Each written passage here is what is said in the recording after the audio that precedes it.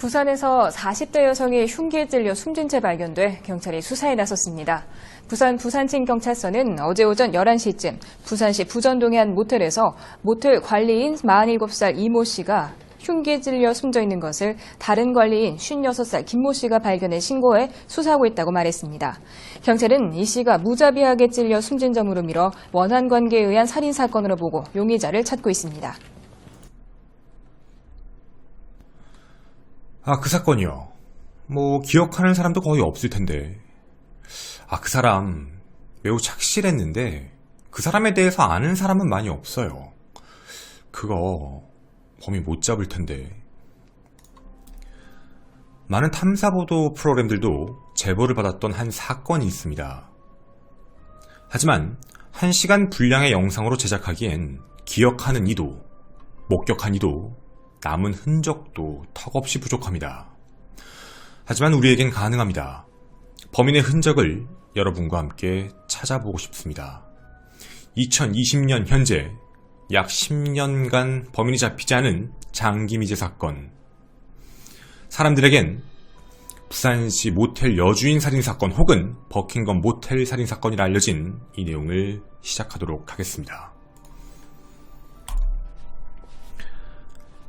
안녕하십니까. 전국의 유튜브 독자 여러분, 아프리카TV 시청자 여러분, 매주 토요일 여러분과 미제사건 관련 컨텐츠를 진행하는 토요사건 팩트의 김원입니다.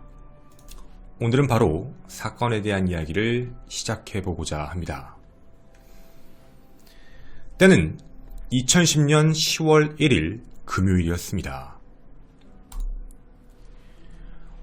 그날 57세 김씨는 오전 10시 45분 자신의 일터로 향해 출발을 하게 됩니다. 그가 근무한 곳은 부산광역시 부전동, 사람들에게는 흔히 서면이라고 알려져 있는 바로 버킹엄 모텔입니다. 그곳에서 관리 일을 꽤 오랫동안 하고 있었거든요. 현관으로 아무렇지 않게 들어가게 됩니다. 그리고요, 카운터 문을 조심스럽게 열었을 때 자신과 교대를 할 버킹엄 모텔 주인 46세 이 씨가 보이지 않았습니다. 늘 카운터를 지키며 자신을 마주해 주던 사람인데 화장실 갔나? 아니면 다른 볼일을 보러 갔나? 라는 생각에 별로 대수롭지 않게 원래 자기가 해야 되는 하루 일과를 시작하게 됩니다.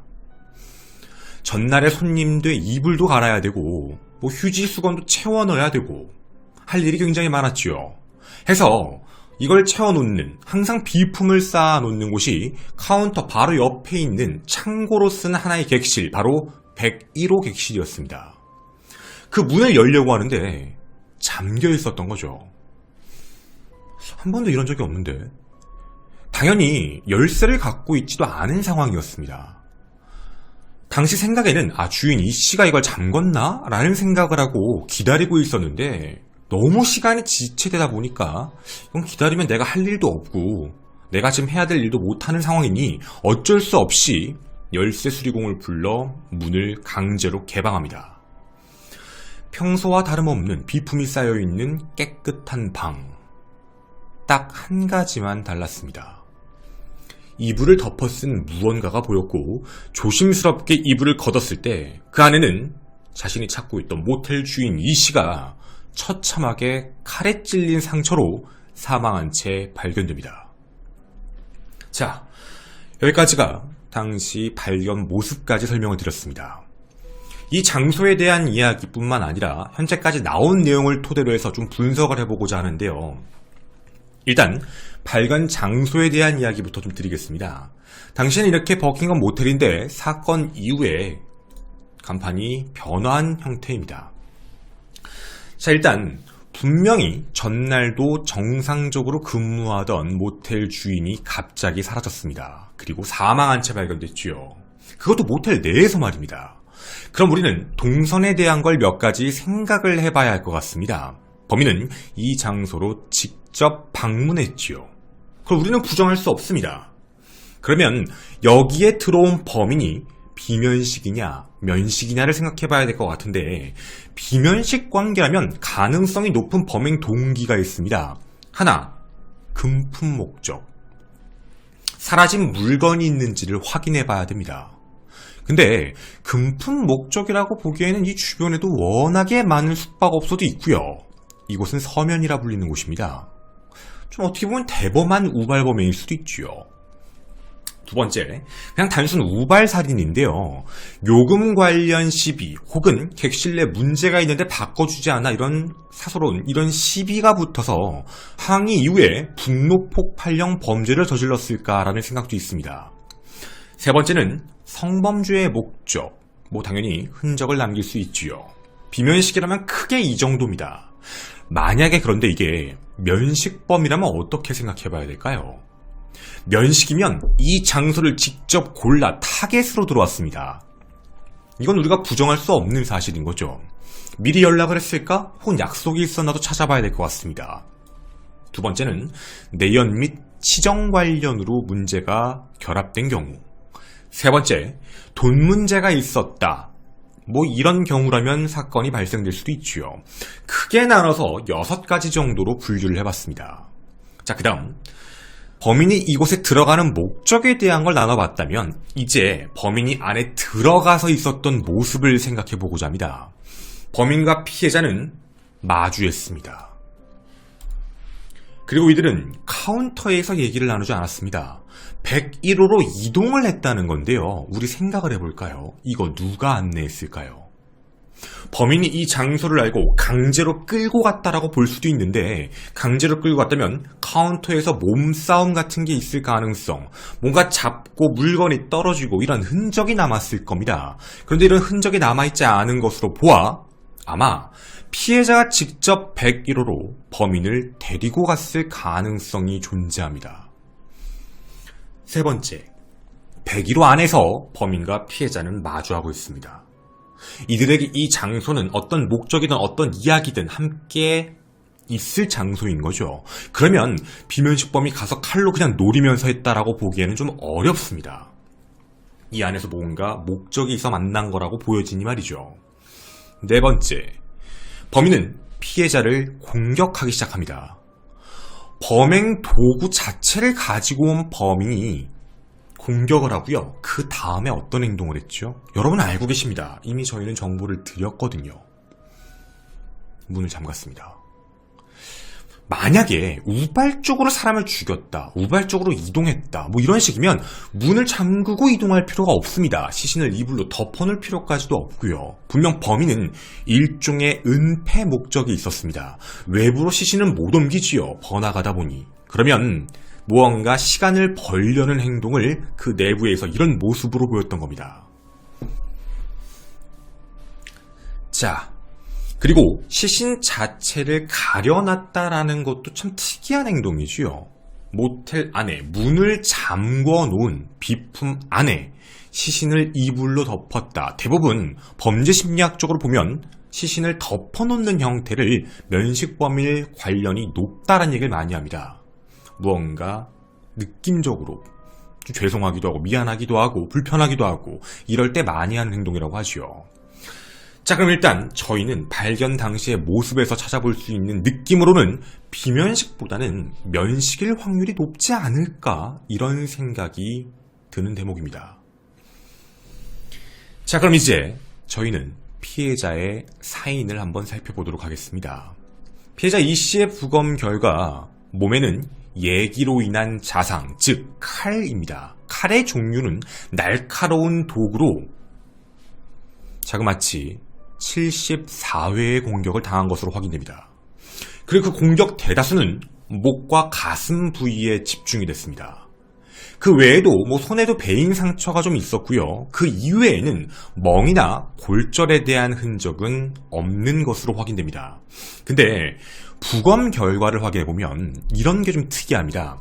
74회를 공격했다라고 얘기를 하게 되면 무차별적으로 찔렀구나 라는 생각이 들 텐데 그 많은 상처 중에 4곳이 특이합니다. 아주 깊게 찔렀습니다. 그러니까 어떻게 표현하는 게 맞냐면 무차별적으로 그냥 막 공격적인 오버킬 형태가 나온 그 중간에 꾹 누르는 형태, 그런 게 약 4회가량 발생했다는 얘기죠. 자, 그럼 지금부터 사인을 분석해 보도록 하겠습니다. 첫째, 피해자는 살아있는 상황에서 공격당했습니다. 의식이 없는 상황이 아니었습니다. 그걸 어떻게 할 수 있죠? 방언. 손에 남아있는 상처가 있다는 건 칼을 막으려고 했다는 겁니다. 그러면 방어흔 자체가 존재했다는 얘기고 의식이 있는 상황에서 목, 가슴 부위를 집중 공격을 당했습니다. 그리고요, 방어흔이 있다는 건 또 하나의 이야기의 가능성을 열어둡니다. 범인은 한 명일 가능성이 높습니다. 만약 여러 명이 있다면 결박을 하거나 묶거나 해서 방어를 못하게 해놓고 잡아놓는 형태가 강하다면 1대1일 경우에는 방어원이 나타날 수 있다는 얘기죠. 그 다음 두 번째입니다. 범인과 피해자 사이에 힘의 우위가 범인이 훨씬 강합니다. 상대방이 방어라던 뭘 하던 폭행이나 약물이나 이런 거 없이 상대방을 충분히 힘으로 제압하고 얘기로 찔렀다는 얘기입니다. 그리고 세 번째, 공격의 대다수가 목과 가슴에 집중되었다. 그리고 매우 폭발적인 공격이었지요. 즉 오버킬이란 얘기인데 대부분 목과 가슴을 찔렀다는 얘기는 죽이겠다는 마음을 아예 먹은 겁니다. 그리고 뼈까지 닿았다라는 걸 보면 갈비뼈 같은데 칼끝이 닿은 상처까지 있는 걸 봤을 때는 아마도 원한일 확률이 매우 크다라는 것이죠. 비면식일 관련이라면 진짜 우발적으로 너무 화가 나서 분노 조절 장애가 있어서 공격하는 게 아닌 이상 면식범일 때는 분명 원한 관계가 성립하는 겁니다. 네 번째, 방 안에 이불과 수건이 있기는 했는데 깨끗한 상황이었다. 이것도 아까 말씀드린 두 번째와 포함되는 얘기입니다. 힘적 우위와 관련된 얘기인데 내부에서 몸싸움이 격렬하지가 않았다는 겁니다. 그럼 이런 점으로 봤을 때는요, 피해자는 어쩌면 무방비 상태에서 갑작스러운 공격을 당했고 막으려고 했지만 막을 수 없는 상황이었던 겁니다. 다섯 번째입니다. 4곳 정도를 깊게 찔렸다라는 얘기가 좀 중요할 것 같은데요. 이게 부검 결과에서도 그리고 외부에 나온 자료에서도 이런 얘기가 있습니다. 굉장히 빠른 시간 내에 찌르고 뺐다라는 느낌과 천천히 깊게 찔렀다의 느낌의 상처는 다릅니다. 그런데 이 상처는 약 4회 정도가 그런 형태가 보이고 있다는 것이죠. 이게 무슨 뜻일까요? 범인은 피해자를 공격할 때 무슨 말을 했을 가능성이 높다는 겁니다. 즉, 사람을 공격할 때 정말 사이코틱한 비면식범에 묻지마 살인 폭발 이런 게 아닌 이상은 무언가 말을 하면서 천천히 죽어가는 걸 보고 있었다는 겁니다. 네가 왜 죽는지, 네가 지금 나한테 왜 공격을 당하는지를 명확하게 보여주며 죽어가는 장면을 확인했다는 거죠. 이걸 약간의 고문행위라고도 표현합니다. 그리고요, 범행의 우선순위는 존재할 수 없습니다. 그런데 우리가 알 수 있는 것 중에 이런 부분은 있는데요. 74회 오버킬 중에 이렇게 천천히 고문하듯이 찌른 흔적의 4회가 존재합니다. 여러분, 앞일까요? 뒤일까요? 무차별적으로 사람을 공격했다. 그리고 난 다음 천천히 찔렀다. 와, 천천히 찌른 상황 그 이후에 무차별적으로 찔렀다. 와, 마지막은 일단 처음에는 기습적인 공격을 해서 피해자가 저항을 못하게 하고 자신이 할 말을 하면서 천천히 찔러 죽인 뒤 그 이후에도 나머지 폭발적으로 찌른 형태를 보여주었다. 아마 이 세 가지 중에 가장 확률이 큰 건 마지막일 것입니다. 그러면 이상할 정도로 많이 찌르고 사망하고 기절해 있고 의식이 없는 피해자를 또 그 이후에도 공격을 한 범인인 겁니다. 아마 이렇게 놓고 보면 범인은 정신이 좀 이상하거나 혹은 원한 관계일 확률도 되게 높다는 것이죠.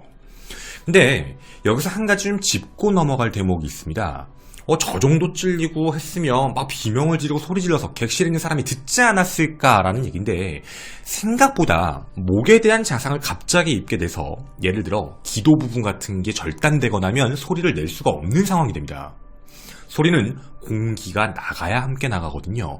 큰 소리가 나가지 않을 가능성도 있다는 겁니다. 그래서 대부분 목 부분을 공격을 당했다라고 보게 되면 아마 어려울 수도 있겠다라는 생각이지요. 만약 이 사건에 소리를 지른 걸 들은 사람이 없다라고 하면 최초 공격은 목 부위일 확률이 매우 큽니다. 자, 이제 그러면 저희는 현장에 대한 분석을 더 해봐야겠습니다.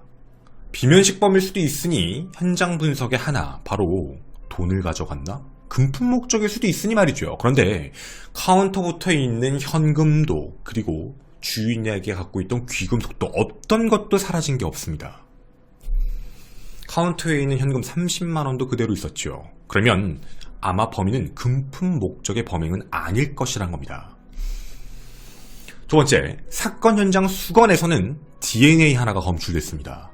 그리고 그 DNA는 이 근처에 있는 사람의 것이었습니다. 잡동사니를 수리하는 만물상 주인의 DNA가 확인됐지요. 바로 용의자로 확보하고 체포를 합니다. 하지만 조사해본 결과 그는 며칠 전이었습니다.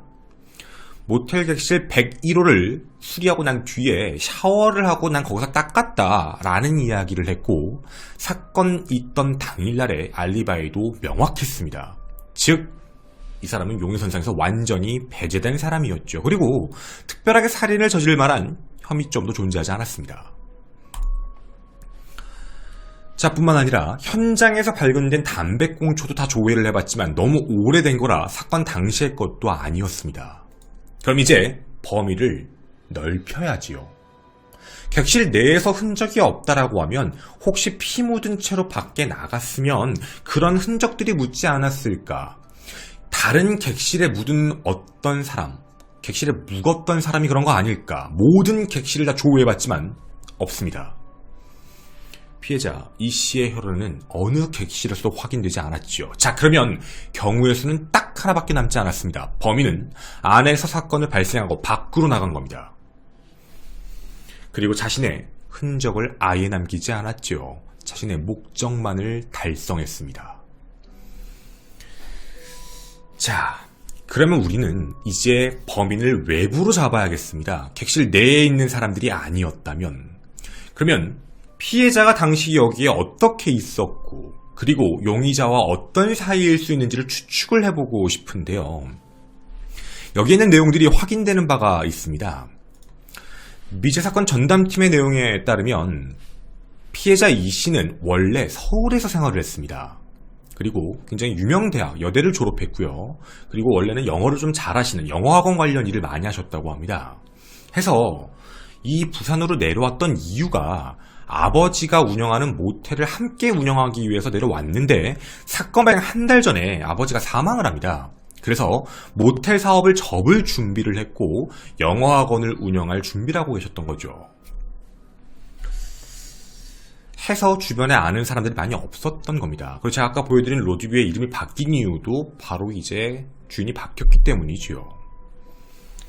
흔적을 찾아볼 수 있는 게 무엇이 있을까? CCTV였습니다. 그런데 왜 그런진 참 모르겠지만 이 모텔 안에 있는 CCTV는 고장나 있었습니다. 해서 예전부터 어차피 녹화가 안 되고 있는 상황이었지요. 그럼 확인해 볼 수 있는 건 외부에 있는 CCTV만이 남아 있었습니다. 외부에는 보시다시피 이렇게 많은 유흥주점 및 그리고 모텔들이 있었기 때문에 외부의 CCTV는 충분히 이용할 수 있는 상황이었죠. 그래서 CCTV를 보다 보니 특이한 점이 있었는데 이 장소 안에 계속 같은 얼굴이 보입니다. 경찰도 좀 이상했던 거죠. 왜 자꾸 같은 얼굴이 나오지? 확인해보니 여기는 장기 투숙을 하는 사람들이 더 많았습니다. 특히 버킹엄 모텔은 인근의 유흥업소에서 일하는 사람들이 거주하는 용도였기 때문에 대부분 장기 투숙, 뭐 월세, 깔세 이런 거 있죠. 그런 형태로 있습니다. 실제로 운영되는 객실은 하루에 4-5곳 정도, 나머지는 다 나가 있는 형태였던 것이죠. 모텔 1층에 있는 CCTV의 출입자를 전부 확인해 봅니다. 왜냐면 객실 내부에 사는 사람은 범인이 아니었으니 말이죠. 용의선상에 올린 사람은 약 200명입니다. 그리고 200명의 얼굴을 하나씩 투숙객부터 출입자, 그리고 여기에 방문했던 사람까지 전부 확인했는데 다 허탕이었습니다. 딱 한 명 빼고요. 딱 한 명이 정체가 확인이 안 됩니다. CCTV에 나온 사람은 남성인 건 확실한데 얼굴도 알 수 없고요. 그리고 이 사람이 누군지 아는 사람조차도 없습니다. 바로 그 남자는 이 사람입니다.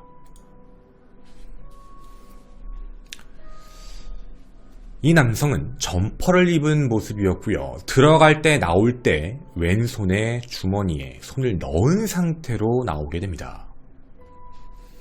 이 사람의 얼굴을 보고 싶었지만 주변에 CCTV가 제대로 있지 않아 확인은 못했지요. 모텔을 나오고 골목길 쪽으로 벗어나는 장면까지는 확인했습니다. 아마 택시를 바로 탔고 이곳 서면을 벗어났다라고 유추를 하고 있지요. 피해자의 걸음걸이든 어떤 특징적인 형태는 없었습니다. 물론 그리고 이 사람이 무조건 범인이다라고도 볼 수 없습니다. 외부에는 무조건 범인이다라고 알려져 있는데 저희가 이 내용을 잠깐 보여드리도록 하겠습니다. 이게 사건 발생된 지 2달 이후에 나왔던 내용이었는데요. 경찰 자체가 인근에 설치된 CCTV를 통해 30대 남성이 유력 용의자였다라고 해서 2,000장의 전단지를 배포해 검거하려고 했는데 용의자가 아닌 것으로 판단됐다라는 얘기까지 나왔습니다. 해서 이 사람에 대한 이야기가 맞는지 아닌지는 아직 확실하지 않은 상황이었다는 거죠. 하지만 이 사람을 제외하고는 용의선상에 있는 사람이 없었습니다. 자, 그러면 당시의 행적에 대해서만 말씀을 드리면 범인은요, 이곳에 살았던 사람이 아닙니다. 들어가자마자 얼마 이후에 나왔습니다. 자신의 목적을 수행하고 나온 거죠. 그리고 한 가지 더 중요한 것. 이 모텔에 이 씨가 근무하는 시간을 알고 있었습니다. 아까 말씀드린 분과 원래 밤낮 교대를 했는데 늘 그분이 밤에만 하고 늘 낮에는 이분만 하고 이런 게 아니고 바뀌는 스케줄러가 있었는데요. 그 스케줄까지 알고 있는 사람이었습니다. 여러분은 비면식이라고 느껴지십니까? 아니면 면식이라고 느껴지십니까? 정황상 보면 면식일 확률이 매우 높습니다. 자, 지금부터 범인의 모습에 대한 부분을 한번 확인해 보고 싶습니다. 묻지마 범죄가 아니라면 범행을 왜 했는지가 존재합니다. 우발적이라고 보기에도 투숙했던 사람도 아니고 돈을 갖고 가고 싶어 했던 사람도 아닙니다. 그리고 도구를 갖고 있었지요. 그럼 분명히 이상한 상황입니다. 강도도 아닙니다. 그러면 원한 관계일 느낌이 매우 강하지요. 제일 의심선상에 올랐던 사람은 가족입니다.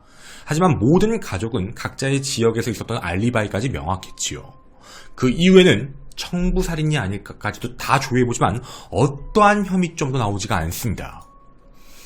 혹시 내연관계에 있는 사람이 있지 않을까? 그 조사마저도 다 허탕으로 돌아갑니다.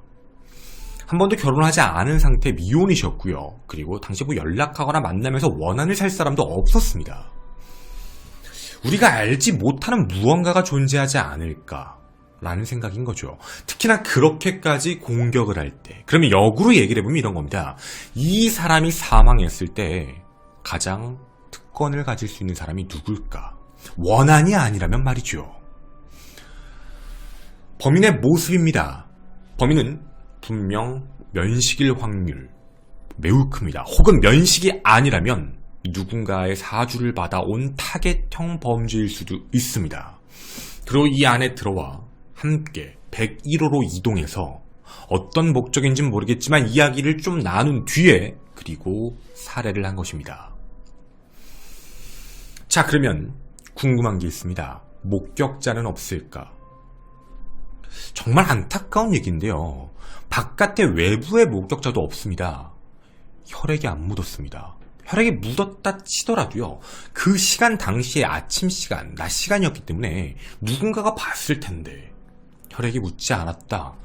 벗었을 가능성도 있다는 겁니다. 그럼 준비가 아예 된 상황이지요. 그리고 101호 옆방에 남녀가 당시에 투숙한 것으로 확인되는데 이 모텔 특징이 방음이 되게 안 되는 곳입니다. 하지만 누군가가 싸우거나 언성이 높아지거나 아니면 비명소리나 그 어떤 소리도 듣지 못했다라고 이야기를 합니다.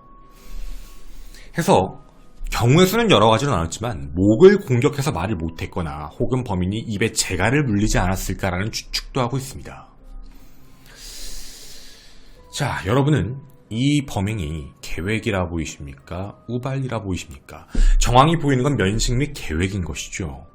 그러면 가까운 사람입니다. 그에 대한 이권의 문제로서 함께 온 사람이지요. 하지만 이 사건엔 큰 문제가 하나 있습니다. 사건 발생 10년이 지났는데 범인이 만약에 잡히더라도 문제가 생깁니다. 이 CCTV 속 남자가 바로 이 사람이다 라고 얘기해도 기소가 어렵습니다. 왜냐면 CCTV만으로는 범죄 혐의점을 입증시키기가 어렵습니다. 왜냐면 범행 장소에 어떠한 범인의 흔적도 남겨놓지 않았다는 거죠. 족적이던 지문이던 혈액 DNA던 그 어떤 것도요. 단지 CCTV 안에만 나와 있다는 것으로 범인으로 몰고 가기는 좀 어렵다는 겁니다. 그리고 당시에도 아닐 수 있다라는 이야기도 나온 상황이니 말이죠. 여러분이 보시기에도 많은 탐사보도 프로그램이 이 내용을 어떻게든 범인을 잡아보려 노력했지만 잡지 못했던 이유가 바로 이런 데서 온 겁니다. 이 사람이 정말 범인이 맞나라는 다시 한 번의 생각인 거죠. 외부에는 다 범인의 CCTV다라고 알려졌지만 말입니다.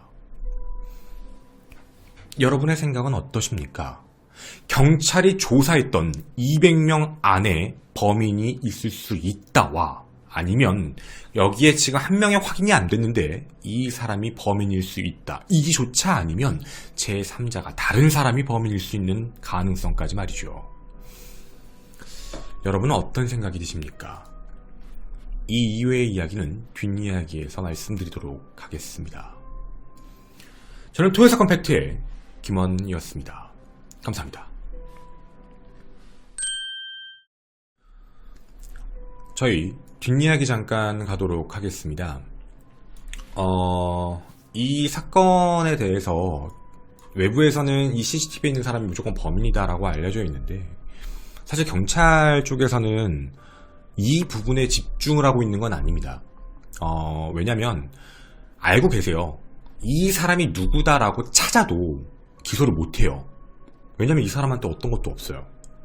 이 사람이 갖고 있는 범행 도구를 찾으면 모르겠고 이 사람의 옷을 찾아서 옷에 혈액이 묻어있다라고 하면 더 뭐 그러면 흔적이 있고 증거가 있으니까. 그런데 CCTV만으로 이 사람이 이 사람이다라고 입증하기도 어렵죠. 사실은 얼굴이 나와 있지도 않은데 이 사람이 이 사람이에요 이렇게 하기도 어렵고요.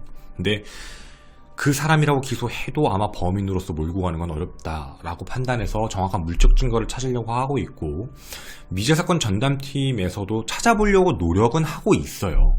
하지만 어디에서도 흔적은 없습니다. 나온 것도 없고 상황적인 것도 없고. 그래서 그나마 추측을 하고 있는 것 중에 가장 많이 얘기가 나왔던 것도 저희도 그냥 전달받은 내용 중에는 면식범일 확률이 매우 높다라고 판단하고 계신 것 같아요. 면식범인 이유 중에 하나도 정확히 시간과 날짜를 알고 있었고 그리고 금품 목적도 아니었고 그리고 함께 101호로 이동했다. 101호 객실로 이동했다라는 문제도 좀 중요하게 생각을 하고 있는 거고 문을 잠그고 떠났다라는 것도요. 그러니까 자신이 저지른 문제에 대해서 노출이 바로 되지 않기를 원했다라는 것 그리고 또 감추려고 했던 것 이렇게 많이 넘어갔거든요. 그래서 이제 그 자료에서의 가능성에 대한 비중을 놓고 봤을 때는 훨씬 더 강하다. 그리고 계획에서의 또 하나 중에 하나는 그 살인과 관련되어 있는 행동 자체에 대한 문제인데요. 그게 뭐 자세하게는 다 얘기를 뭐 외부에 나가진 않겠지만 그 칼이 찔린 흔적 중에 4회를 왜 강조했냐면 아니 그냥 푹 찌른 걸 수도 있잖아가 칼날이 이렇게 훅 들어갔다 나올 때 그 근육과 그리고 이제 자상이 남는 형태 있잖아요. 이걸로 뭘 판단을 많이 하냐면 예를 들면 사람이 살아있는 상태에서 칼에 찔리게 되면 칼은 위아래로 더 벌어지게 돼 있어요. 왜냐면 사람이 움직이거든요. 그걸 저항하려고 하고 빼려고 하고. 근데 사람이 사망한 상태 혹은 의식이 없는 상태에서 칼에 찔리면 들어간 형태로 나와요. 왜냐면 그 사람은 가만히 있는 형태니까 칼에 찔리더라도. 그래서 예를 들면 칼 폭이 4cm다라는 가정을 깔았을 때 4cm짜리 자상들이 남아있다라고 얘기한다면 그 4cm는 아마 피해자가 의식이 없어진 이후에 찔렀을 것이다 라고 판단하는 거고 그 상처가 위아래로 뭐 나오거나 대부분 형태가 갈고리 형태로 갈라진다고 해요. S자 형태나 갈고리 형태, U자 형태 이런 식이라고 얘기를 많이 하는데 찔렸을 때 이제 빼면서 돌아 나오는 거죠. 근데 이게 천천히 찔렀다라는 이야기가 뭐냐면 푹이에요. 푹이에요. 그러니까 그게 순식간에 가르고 나왔다라는 느낌이라기보다도 꾹 힘을 줬다라는 느낌이거든요. 그래서 힘을 주고 들어간 상처에 대한 부분은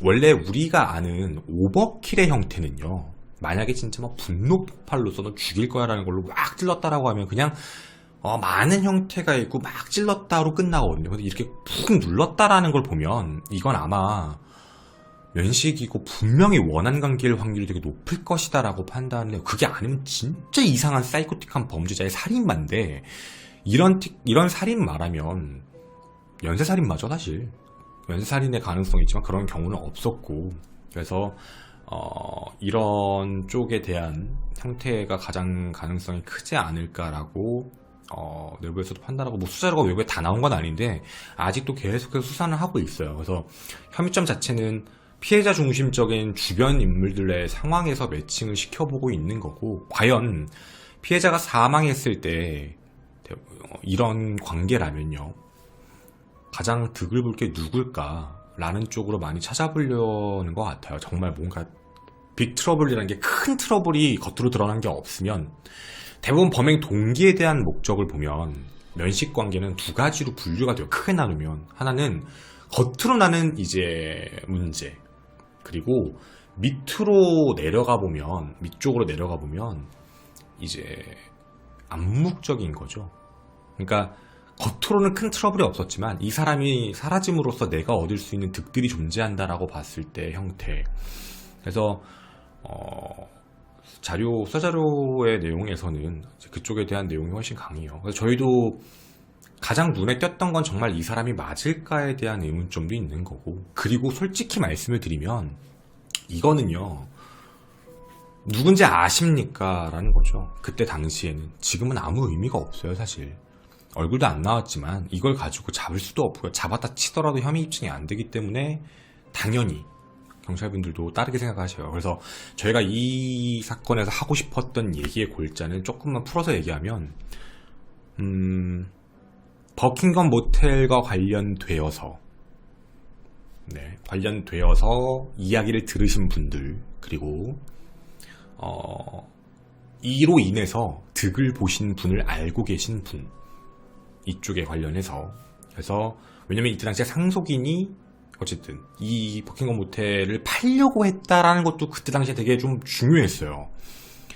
왜냐면 아버지가 사망을 했고, 그리고 자식들도 다 있었고, 그러니까 어쨌든 흔적에 대한 부분은 그쪽으로 찾으려고 많이 했던 거니까.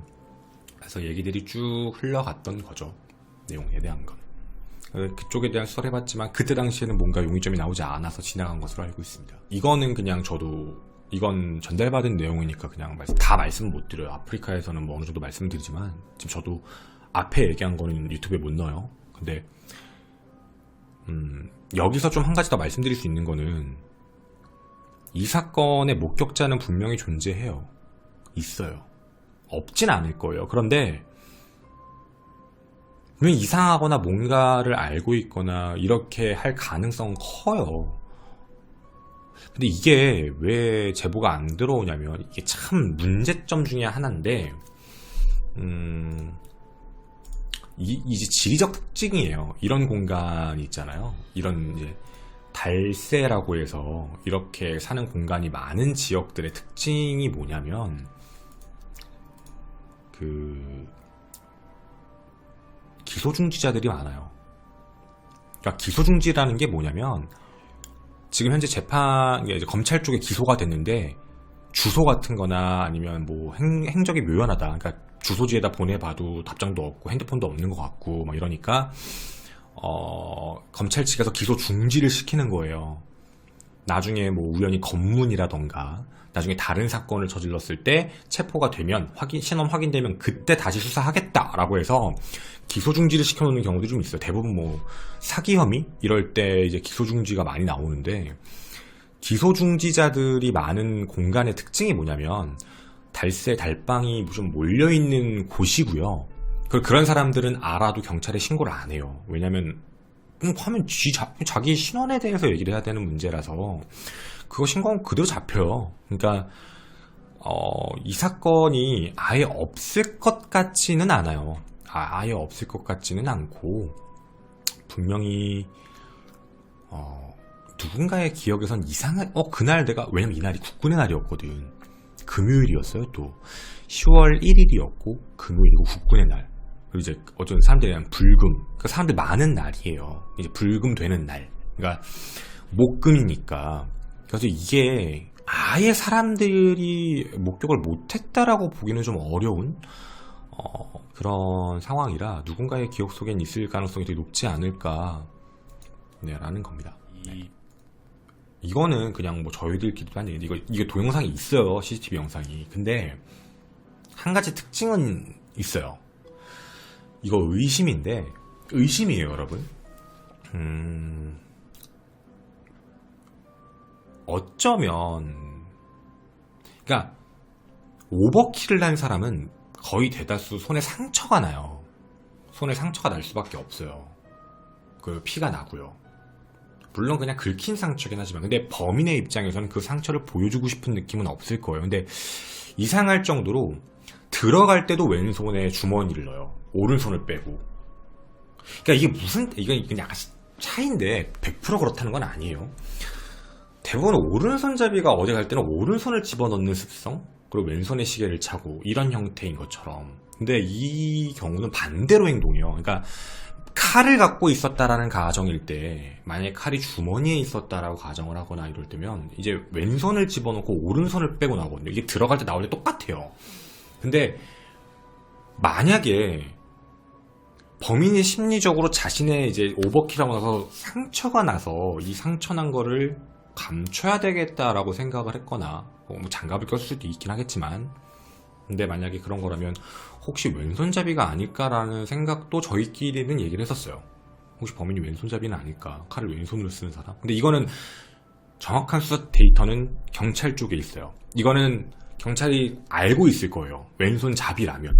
왜냐면 왼손이 찌를 때에 자상이 나오는 것과 오른손이 찔렀을 때 자상 나오는 게 다르거든요. 당연하잖아요.